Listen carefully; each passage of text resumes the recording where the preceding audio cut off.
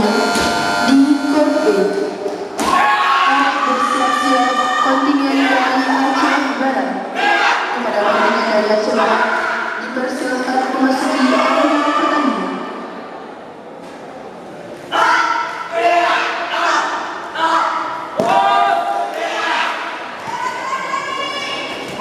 Dipersilakan.